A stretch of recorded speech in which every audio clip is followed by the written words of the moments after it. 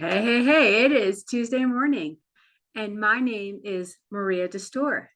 I go live every Tuesday morning to share tips with you on how you can take back control over your career. Today, I'm going to talk about how we can increase our productivity because let's face it, there are only so many hours in the day. And for my friends who are juggling a full time job, caregiving, maybe some health issues, volunteering, all the other things that we do and we choose to put in our lives, how can we figure out this career pivot? And it's natural to feel a little stuck. And then on the flip side, we have those who are unemployed or were laid off or coming back from a gap who have maybe too much job search time. And sometimes that's hard to navigate as well. Today, I'm going to share some tips on how you can get more productivity out of whatever job search hours you have to invest or career pivot if you're starting a business or a side hustle. So number one is, it may seem obvious, about 95% of the career pivoters, whether you're looking for a job promotion or starting your own business or trying to grow your business, can you guess what the number one problem is?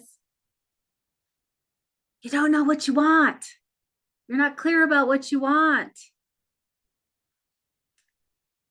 Whatever job or business you're launching, you need to know what you're going after, because if you don't, then your efforts are scattered all over the place. Squirrel, squirrel. Who's been there? Yeah. Also take a moment, especially if you're looking for a job. What are your non-negotiables? What do you have to offer that also aligns with your passions and what's going to light you up?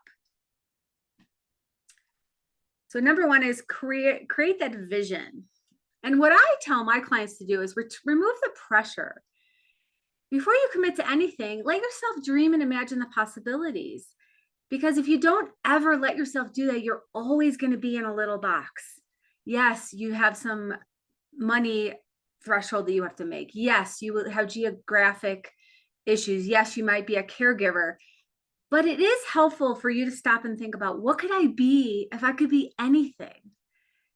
And then see if you can build it.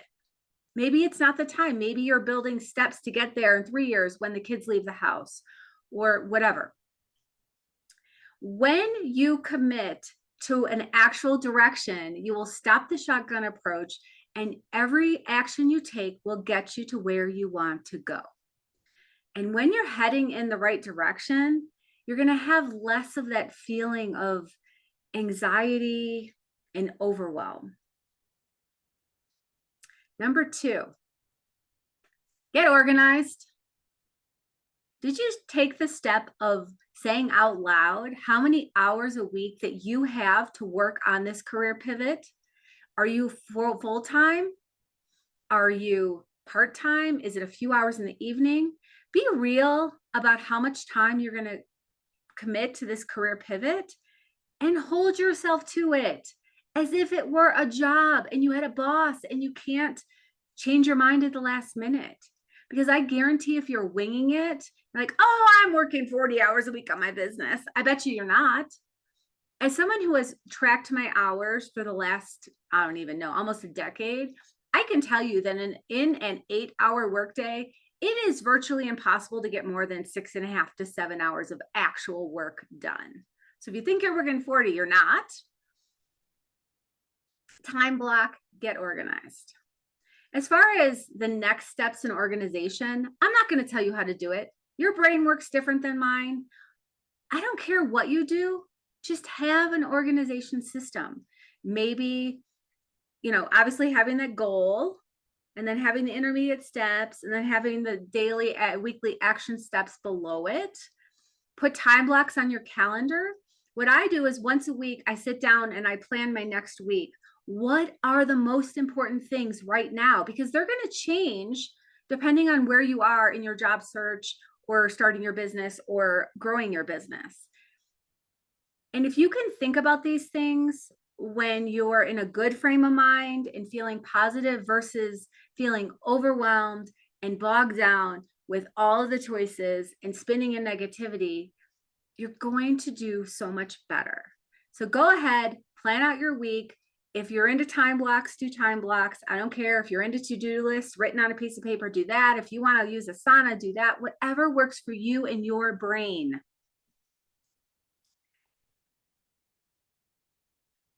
Also, there's going to be hard times. No matter what you're doing in your career pivot, take a moment to process those setbacks and rejections, and then love yourself and move on. Don't go into a frenzied punishment or rapid fire. Apply, apply, apply. I got denied. I'm going to apply for more, or whatever it is. That's not going to help you in the long run. Give yourself time to rebound from any rejection or hard things that are going on. And then from a place of positivity, move forward. All right.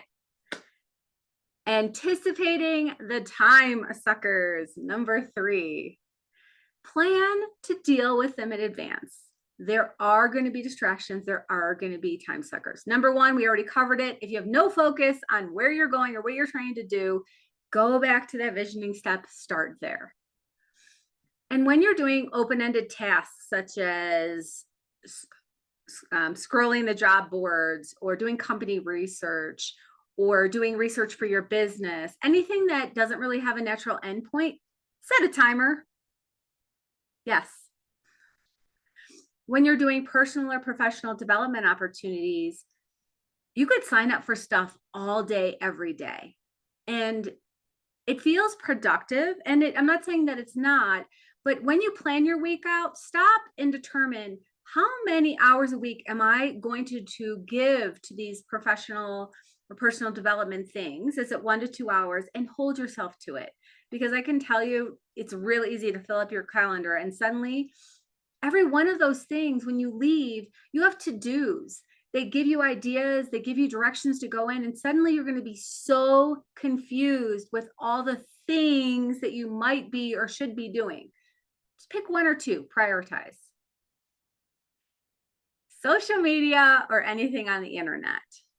Yes, you do need to use the internet for a bunch of different things in a career pivot. Whatever your pivot is, set a timer, set a timer, set a timer. Who here has been on a page researching something and then ended up 4 screens away an hour later? And you're like, ugh. Yes. Another big time suck for those looking for a job is applying to hundreds of want ads. Yes, we've all been there. We've all done it. It's not helping you. I had a client who could hit quick apply 20 times on a Friday and would have 5 screening interviews the next week. And that feels like progress, except for the fact that a lot of those screening interviews, they're not really looking to hire. They're just kind of keeping their pipeline full. And also they're looking for a unicorn. Chances are you're not that unicorn. Don't apply to hundreds of want ads. Focus, and when you know exactly what you're looking for, apply to those specifically. In-person events can be a huge time suck. I am a huge proponent of networking and going to in-person events, but be deliberate about what you're going to achieve at those events, because you might go, you're in a job search and you're going to a networking event and you have your elevator pitch already. What is your goal? Did you research the attendees ahead of time? Who's going to be there? Who you want to talk to? Did you set a goal for how many people you want to connect with? How many virtual coffees you're going to set up after that? And when you go to in-person events, you have to expect it's going to take at least half of your day, because let's face it, you're going to go get gas. You're going to go to Costco. You're probably going to end up sitting afterwards in the cafe with the adults and just drinking coffee, because it feels so good to be out of the house with adults, doesn't it? Yes. So limit your in-person events. Be very deliberate about why you're going and what you want to achieve. Another time suck is anything else going on in your life. Set non-negotiable boundaries around your career pivot time. it's tough because you don't have a boss breathing down your neck. You're not clocking in and out, but you should be. Yes, it's great to go throw a load of laundry and get up. Yes, do that. But don't suddenly go out and talk to your neighbor or go volunteer at your kid's school, all these different things, unless you have deliberately put them in your schedule and worked your time blocks around these things, because you are holding yourself accountable to what you said you were going to do. Last big time suck is, notice when you're experiencing a mental decline from this process. Job pivots are hard. There are going to be hard days.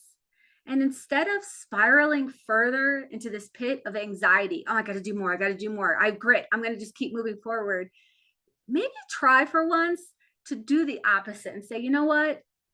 I'm not in this. I'm not accomplishing anything. I'm just sitting here staring at my screen. Get up, go put some music on, go play with your dog, go for a walk, something. Break the cycle of negativity and anxiety. Do something that's good for your heart and soul, and then come back 30 minutes later. I guarantee you're going to be in a much better headspace and you're going to move forward much better. Number 4, measure it. Monitor your progress. And you can only do that if you have those deliberate action goals set out ahead of time. When you review for your week, you review what worked and what didn't, and then you plan your next week out. Make tweaks and improve each week. When you take time to vision, plan, preempt your saboteurs, your time suckers, your career pivot momentum is going to skyrocket. If you have enjoyed these tips, then I have something for you. I created a 5 steps to monetizing your brilliance workbook that will take a deeper dive into the things that we spoke about today. And if you want your copy, click the link in the comments or send me a DM and say workbook, and I will get that right to you. Thanks for joining me, and I will be back LinkedIn Live next Tuesday at 9 a.m. Mountain. If you're not following me on LinkedIn, go ahead, connect, ring my bell, and you will not miss out on any comment. Ring my bell, and you will not miss out on any future content to help you monetize your brilliance. See you next week.